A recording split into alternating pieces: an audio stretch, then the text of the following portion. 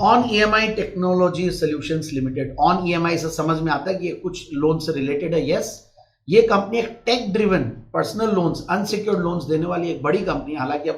ये लोग अब लैप में भी एंट्री लेने की कोशिश कर रहे हैं और वहां पे भी अच्छा करेंगे, बट यहाँ पे इन्होंने काफी बड़ा काम किया है। एक तरीके से प्रोमोटर्स का बैकग्राउंड ऐसा कि वो टेकीज हैं, तो उन लोगों ने बहुत अच्छा काम किया। रणवीर सिंह और कृष्णन विश्वनाथन, तो रणवीर सिंह मतलब आप कंफ्यूज मत होइए, ये रणवीर सिंह जी इनफैक्ट आईआईटी मुंबई और आईआईएम बैंगलोर ग्रेजुएट है, और दोनों पार्टनर्स ने बहुत गजब का काम किया है। और इनफैक्ट मैं इनका पूरा फंडामेंटल्स देख रहा था, तो इन्होंने पूरी कोशिश की है कि टेबल पे सस्ता एक आईपीओ लाया जाए, जिसमें price to book value multiples में भी महंगा नहीं है, पी मल्टीपल्स वाइज भी महंगा नहीं है, बट कुछ सारी चीजें हैं जिसकी वजह से मार्केट में थोड़ा सा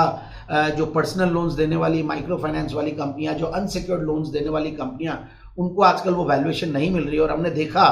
आरबीआई, हमारे रेगुलेटर्स, वैसे ही मैं ऑलवेज बोलता हूं कि भले वो सेबी हो, आरबीआई हो, सारे रेगुलेटर्स बहुत अच्छे से हमारे इंडियन फाइनेंशियल सिस्टम को रेगुलेट कर रहे हैं, और अलग अलग जिसके भी वो लोग रेस्पेक्टिव रेगुलेटर्स हैं। और यहाँ पे इन्होंने कॉशन किया था, आरबीआई ने भी काफी, इनफैक्ट 1-1.5 साल से हर बार उनके अगर क्रेडिट पॉलिसी में भी सुने तो ये आवाज आती थी या ये समझ में आता था कि कहीं ना कहीं पेन है, और पर्सनल लोन्स और माइक्रो फाइनेंस, जो कि एक तरीके से पूरा बस्ट हो चुका वो इंडस्ट्री, और बहुत जबरदस्त मतलब उन कंपनियों के एक तरीके से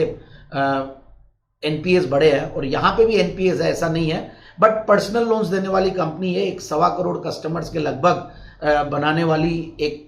टेक्नोलॉजी को यूज करके, तो ये एक बहुत बड़ा प्लस पॉइंट है। फिर हमने देखा कि इन्होंने AIML यूज करके, आज मैंने इनको अनिल जी के साथ इंटरव्यू देते हुए सुना। फिर सबसे बढ़िया बात है कि सचिन तेंदुलकर जैसे रिनाउंड नेम्स भी इन्वेस्टेड है, हालांकि इन्वेस्टिंग वर्ल्ड में वो रिनाउंड नहीं हो, बट ओवरऑल उनकी पॉपुलैरिटी को देखते हुए मैं बोल रहा हूँ। और कुछ मैंने एंकर इन्वेस्टर्स को देखा, तो सुपर क्वालिटी है इन्वेस्टर्स की, मतलब एंकर इन्वेस्टर्स में HDFC mutual fund, White Oak है या गोल्डमैन सैक्स है, तो ये सारे लोग आते हैं, तो अच्छा तो लगता है बिल्कुल। तो मेरे हिसाब से ये एक आईपीओ अच्छा तो है, और काफी कंफ्यूजन है कि मैं इसको स्किप भी नहीं करवा सकता, but at the same time risky भी है, क्योंकि ये लोग खुद ही रिस्की प्रोडक्ट में है।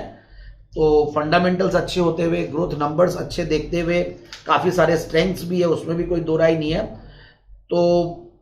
हमारी राय यही निकलेगी कि इस आईपीओ में आप पैसा लगा सकते हैं अगर आप कंपल्सिव आईपीओ इन्वेस्टर है, और या फिर हाई रिस्क एपिटाइट वाले इन्वेस्टर है, तो medium to long term investing के लिए पैसा लगाएं। सो फाइनली राय यही निकल के आ रही है, investors with high risk appetite can apply for medium to long term investing. ये ट्रेड्स रिसर्च टीम ने डीप डाइव करने के बाद राय रखी है। Thank you.